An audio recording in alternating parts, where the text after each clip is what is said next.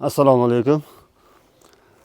Biz har doim blokni boshlaganimizda birinchi qatorda terib bo'lganimizdan keyin bunday frezer bilan armaturaga joy ochamiz. 7 sm zazor qo'yib shu holatda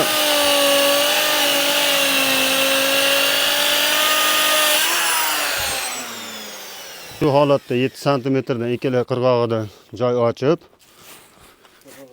yaxshilab tozalanadi. İçida chang qolmasligi kerak. Frezerda joy ochilgandan keyin birinchi o'chirda ichi tozalanadi, rastvor quyiladi. Keyin 8 lik armaturani tashlab usti yopiladi. Har bitta ugulni boshlaganimizda birinchi o'chirda 90 gradusga bukilib burchaklar qo'yiladi. Har bittasini ulangan joyi kamida 20 sm. Undan kam bo'lishi mumkin emas. 20 sm uloq bo'ladi.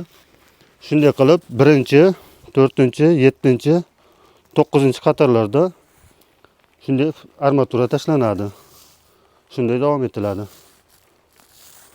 Hozircha shu.